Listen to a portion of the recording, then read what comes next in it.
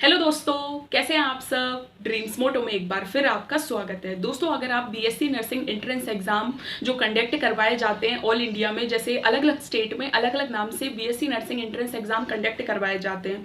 आप इंडिया के किसी भी बीएससी नर्सिंग एंट्रेंस एग्जाम के लिए प्रिपरेशन कर रहे हैं तो बहुत सारे स्टूडेंट इस बात को लेकर परेशान होते हैं कि जैसे जो भी बीएससी नर्सिंग एंट्रेंस एग्जाम है, फॉर एग्जाम्पल जैसे मध्य प्रदेश में Madhya Pradesh pre nursing selection test conduct करवाया जाता है। उसके अलावा उत्तर प्रदेश में KGMU BSc nursing entrance exam या फिर अटल बिहारी वाजपेयी मेडिकल यूनिवर्सिटी के थ्रू जो BSc nursing entrance exam conduct करवाया जाता है, उसी तरीके से बिहार में Bihar combined competitive examination board के थ्रू जो BSc nursing entrance exam conduct करवाया जाता है। तो आप इंडिया के किसी भी स्टेट के जो भी बीएससी नर्सिंग एंट्रेंस एग्जाम है उनके लिए प्रिपरेशन कर रहे हैं, लेकिन इस बात को लेकर परेशान है कि जो बीएससी नर्सिंग एंट्रेंस एग्जाम है उसमें जो सिलेबस है वो मतलब कौन से सब्जेक्ट उसमें पूछे जाते हैं, जो सिलेबस है वो किस तरीके का पूछा जाता है। अगर आपके भी इनमें से कोई डाउट है तो ये वीडियो आपके लिए बहुत ज़्यादा इंपॉर्टेंट है, क्योंकि आज के वीडियो में हम ये डिस्कस करने वाले हैं कि जो BSc nursing entrance exam conduct करवाए जाते हैं उसका मेनली जो सिलेबस है, जो कॉमन सिलेबस है वो क्या है, जिससे क्या होगा कि आप इंडिया के किसी भी स्टेट के जो भी सरकारी बीएससी नर्सिंग एंट्रेंस एग्जाम के लिए प्रिपरेशन कर रहे हैं, आप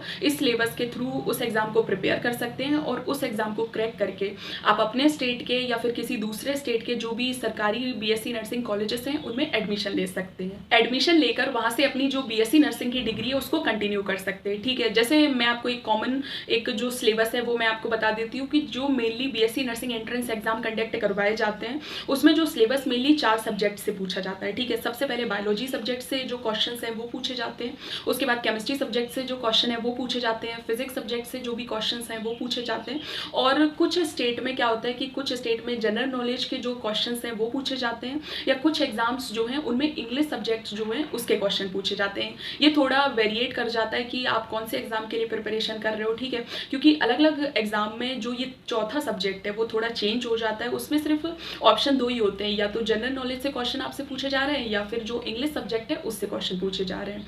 अब हम सबसे पहले जो भी सब्जेक्ट है उसको एक एक करके डिस्कस करें। सबसे पहले हम डिस्कस करेंगे बायोलॉजी सब्जेक्ट के बारे में। तो अगर आप किसी भी बीएससी नर्सिंग एंट्रेंस एग्जाम के लिए प्रिपरेशन कर रहे हो और बायोलॉजी सब्जेक्ट को लेकर परेशान हो, जी सब्जेक्ट से जो भी क्वेश्चंस आपको जो मेन एग्जाम में देखने को मिलते हैं वो क्लास 11th और क्लास 12th जो बायोलॉजी सब्जेक्ट है उसी से क्वेश्चन जो है वो आपके पूछे जाते हैं। ठीक है, और अब तो बहुत ही ज़्यादा डिफाइंड हो गया है कि जो बायोलॉजी सब्जेक्ट से जो भी क्वेश्चन आपको देखने को मिलेंगे वो एनसीईआरटी की बुक्स से जो भी क्वेश्चन है वही पूछे जाते हैं।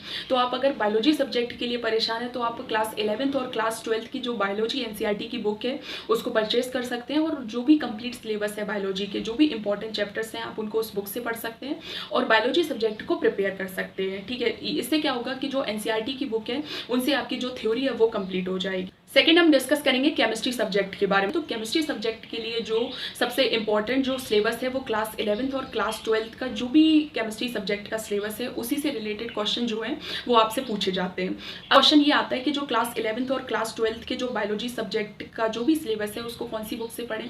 तो केमिस्ट्री सब्जेक्ट के लिए जो क्लास 11th और क्लास 12th की जो केमिस्ट्री एनसीईआरटी की बुक आती है आप उसको परचेज करें और उस बुक में से जो भी सिलेबस है उसको कंप्लीट करें। ठीक है, क्योंकि एनसीईआरटी से अच्छी थ्योरी आपको और दूसरी किसी भी बुक में नहीं मिल सकती। ठीक है, तो केमिस्ट्री सब्जेक्ट के लिए आप जो क्लास 11th और क्लास 12th की जो केमिस्ट्री एनसीईआरटी की बुक है उसको परचेज करें और उससे अपना जो भी सिलेबस है उसको कंप्लीट करें। अब हम डिस्कस करेंगे जो थर्ड नंबर का सब्जेक्ट है जो थोड़ा सा कठिन होता है बच्चों के लिए, कि जैसे फिजिक्स सब्जेक्ट के बारे में। ठीक है, फिजिक्स सब्जेक्ट का जो भी सिलेबस आपसे बीएससी नर्सिंग एंट्रेंस एग्जाम में पूछा जाता है वो एक कॉमन ही सिलेबस होता है। ठीक है, जिसमें मेनली क्लास 11th और क्लास 12th के जो भी इंपॉर्टेंट चैप्टर्स हैं उनसे रिलेटेड क्वेश्चन आपको मेन एग्जाम में देखने को मिलते हैं। ठीक है, अब क्वेश्चन वही आता है कि जो भी क्लास 11th और क्लास 12th का जो भी सिलेबस है उसको हम कौन सी बुक से पढ़ें। तो उसके लिए भी आपको जो फिजिक्स की एनसीईआरटी की बुक है आपको उससे अपना सिलेबस कंप्लीट करें। अगर फिजिक्स की एनसीईआरटी आपको मतलब थोड़ा कंफ्यूजन है या कुछ स्टूडेंट को टफ लग रही है तो आप जो भी प्रीवियस ईयर की जो बुक्स आती हैं फिजिक्स सब्जेक्ट के लिए, जैसे एनसीईआरटी फिंगर टिप की बुक आती है आप उसको परचेस कर सकते हो।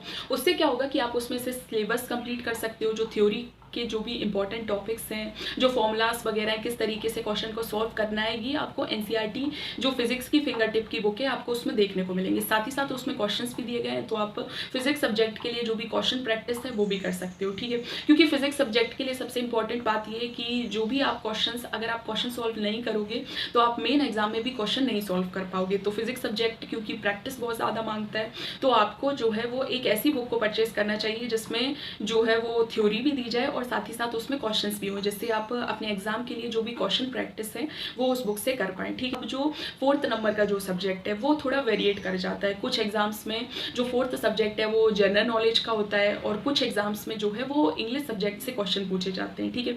तो जैसे AIIMS BSc nursing entrance exam है, उसमें जो 4th नंबर का सब्जेक्ट है वो है जनरल नॉलेज, ठीक है। तो जनरल नॉलेज में बेसिकली जो भी करंट अफेयर्स हैं, जो हाईलाइटेड इवेंट्स हैं, जनरल साइंस के जो भी क्वेश्चंस हैं उनसे रिलेटेड 10 क्वेश्चन आपको एग्जाम में देखने को मिलते हैं। उसी तरीके से जैसे मान लीजिए मध्य Pradesh pre nursing selection test जो कंडक्ट करवाया जाता है, तो उसमें जो 4th सब्जेक्ट है वो इंग्लिश सब्जेक्ट है। तो इंग्लिश सब्जेक्ट के जो भी क्लास 10th तक की जो भी इंग्लिश है, जो भी इंपॉर्टेंट क्वेश्चंस हैं वो आपको एग्जाम में देखने को मिलेंगे।